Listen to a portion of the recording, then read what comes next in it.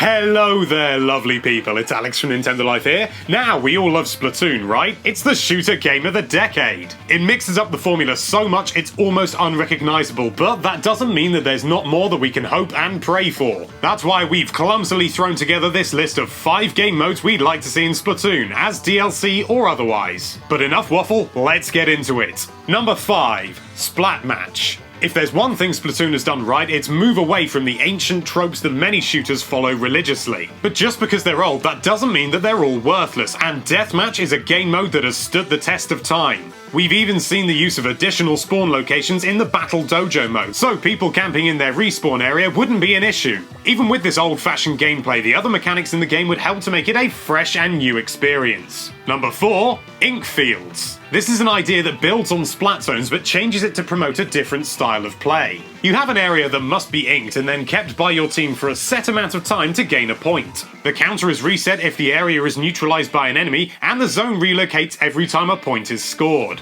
If the enemy scored a point on the last zone, you get to see a waypoint to where the next zone will appear before it does so. Simple, but it changes things up for a slightly different tactical variation. Number 3, Zapfish Nap. Does this even need to be explained? It's capture the flag but with a zapfish instead of a flag. Who doesn't love sneaking into an enemy's base, nabbing the objective and sneaking back with it? Rather than the Rainmaker, you'd perhaps be defenseless with the zapfish, making you rely on your teammates to escort you back to your base. Might also be a nice idea if, rather than being slowed down when carrying it, trying to swim in ink will cause you to drop it, meaning you can make a hasty escape at the cost of dropping the objective. It probably needs a bit more refining than that, but luckily all the items on this list are pipe dreams. Number 2, Octo Rush. If there's one thing Splatoon's multiplayer is missing, it's a common enemy, and what's more common than a filthy Octarian? Okay, perhaps that's a bit harsh, but the main enemy from the single player would make for a fantastic survival/horde mode foe. Imagine wave after wave of Octo Gits trying to take you and your invertebrate chums down, launching ink strikes, throwing splat bombs. It's the best of the single player wrapped up in a multiplayer skin. And finally, number 1.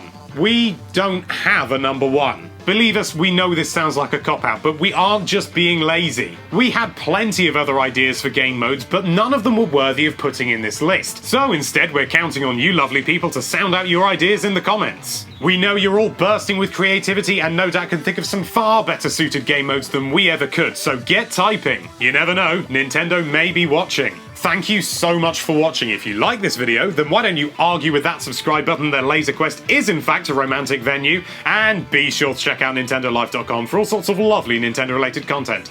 Thank you again for watching, bye bye!